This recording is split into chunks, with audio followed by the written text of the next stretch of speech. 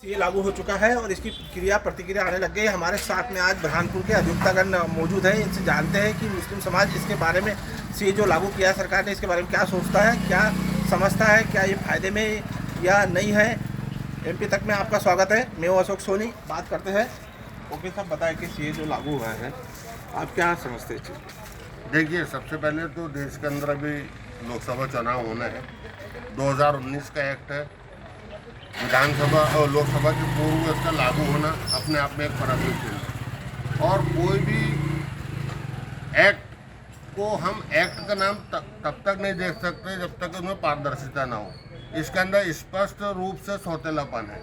विदेशी हिंदुओं को भारत की नागरिकता देना और भारत में अगर कोई विदेशी मुसलमान हो तो उसको देश के बाहर निकालना, ये एक अपने आप में बहुत बड़ा सौतेलापन इस एक्ट के अंदर है। और मोदी सरकार ने इस एक्ट को लागू करके मात्र हिंदुओं को, कम पढ़े लिखे हिंदुओं को खुश करने का काम किया है। ये एक्ट ऐसा है कि घर में खाने को नहीं अम्मा तलन करो। आज लाखों भारतीय हिंदू विदेशों के अंदर पेट भरने के लिए विदेशों में जाके गुलामी कर रहे हैं। अगर हमारे देश में इतना खाने को हो जाए कि हमारा देश का हिंदू भाई यहीं पर पेट भर के खा ले तो देश के बाहर ना जाना पड़े।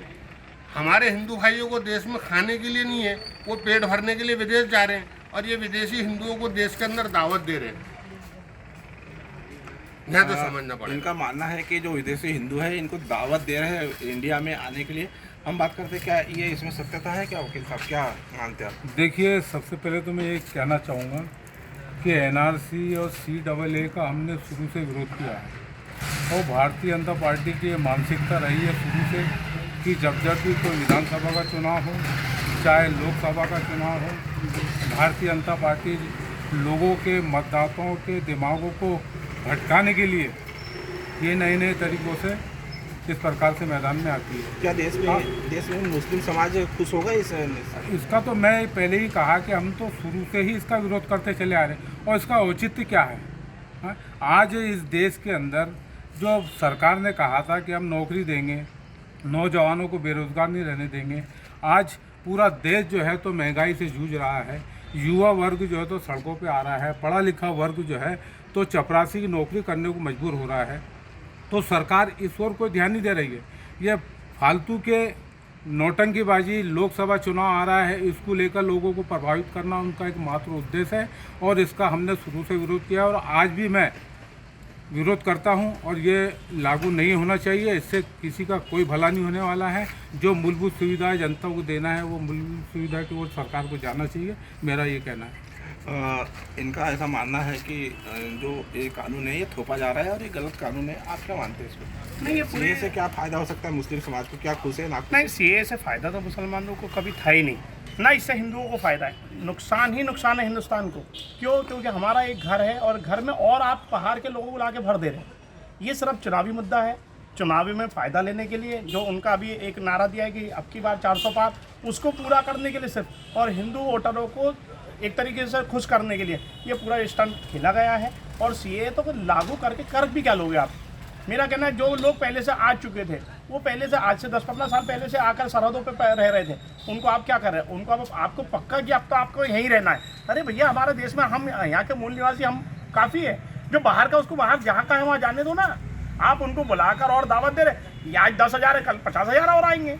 फिर क्या करोगे? हम 1.25 करोड़ के पहले ही ऊपर पर पहुँच गए, 200 करोड़ पहुँचने में अब टाइम थोड़ी लगेगा। क्यों? क्योंकि बाहर अन्य देशों में कहीं रोजगार वो थोड़ी है। हमारे यहाँ जो थोड़ा बहुत बचा है उसको भी आप खत्म कर दे रहे। ये तो ये हो जाएगा कि बाहर के लोग आके नौकरी करेंगे और हमारे को बाहर मुल्क जाना पड़ेगा।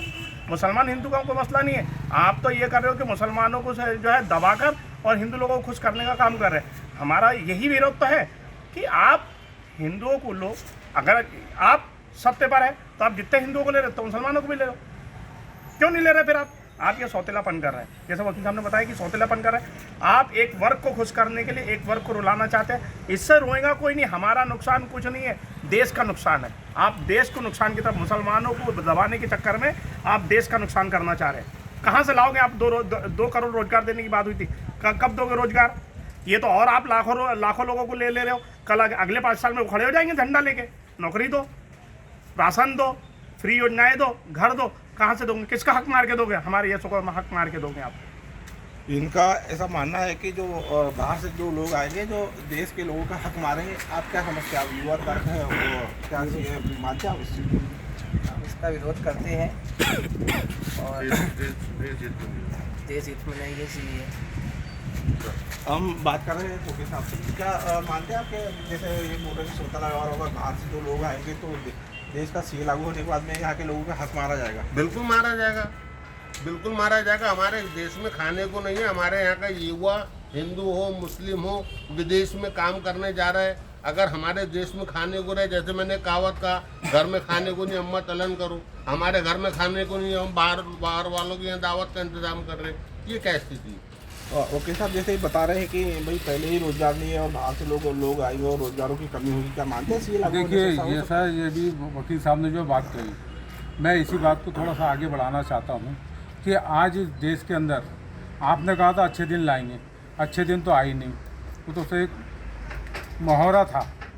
अब एक मिसाल के तौर पर ये बात कहना चाहता हूँ कि बच्चा जब घर में रोता है, माँ मुझे पूरी दे, माँ मुझे पूरी दे, घर में तेल नहीं है, तो माँ क्या करती है, तेल जरा सा हाथ पे लेती है और रोटी पे लगा के बच्चों को समझाने के लिए रोटी पे तेल लगा के देती है, ले बेटा ये पूरी है। वो बच्चा क्या समझे कि पूरी है या तेल लगा के रोटी पे दिया गया है। तो इसी प्रकार से कि भारतीय जनता पार्टी की सरकार इसी प्रकार से देश के नागरिकों को गुमराह कर रही है। देश के नागरिकों को यहाँ की सरकार गुमराह कर रही है, क्या वास्तव में ऐसा है? इससे हाँ, लागू बिल्कुल होने गुमराह कर रही है। सीधी सीधी बात है, पिछले 2 दशक से चल रहा है ये सीए का और आरसी का, और अभी पिछले 2 साल पहले एक बहुत बड़ा जन आंदोलन हुआ था। उस आंदोलन को जब उन्होंने लागू क्यों नहीं किया? सीधी बात है कि अगर आपको लागू करना था तब लागू कर, क्या मजबूरियाँ रही थी? अभी जब लोकसभा का बिगुल बनने वाला है चंद दिनों में, और आप अभी लागू कर दिए, मतलब ऐसी क्या इमरजेंसी आ गई कि आपने लागू कर दिया? ऐसा कुछ नहीं है। सिर्फ और सिर्फ हिंदू वोट बैंक को प्राप्त करने के लिए ये राजनीतिक स्टंट है, बाकी कुछ नहीं। इससे सिर्फ और सिर्फ देश का नुकसान है, हिंदू भी कुछ नहीं है और है ही नहीं। जो बुद्धिजीवी वर्ग है, चाहे वो हिंदू हो, मुसलमान हो, सिख हो, ईसाई हो, जो भी हो, इससे खुश नहीं है, क्योंकि आप हमारे हक को मारकर दूसरे को देना चाह रहे हैं। इनका ऐसा मानना है कि ये चुनावी स्टंट है। चुनाव को लेकर क्या मानते हैं आप कि चुनावी स्टंट है? बिल्कुल चुनावी स्टंट है। मैंने पूर्व में आपसे कहा कि ये एक्ट 2019 का है, 2024 के अंदर इसका लागू होना। 4 साल से क्या केंद्र में भारतीय जनता पार्टी की सरकार नहीं थी, क्या स्टेट में भारतीय जनता पार्टी की सरकार नहीं थी? एन चुनाव के वक्त ये सब लाना अपने आप में प्रमाणित है कि सिर्फ और सिर्फ एक चुनावी सोचा है और कुछ नहीं है। इससे देश का फायदा नहीं होगा, नुकसान होगा। सीए को लेकर जो मुस्लिम समाज है काफ़ी विरोध कर रहा है, काफ़ी आक्रोशित है। इनका मानना है कि मात्र लोकसभा चुनाव का स्टंट है और आने वाले चुनाव लोकसभा के लिए ही स्टंट खेला जा रहा है और ये नीति चली गई है। अशोक सोनी, MP तक, बुरहानपुर।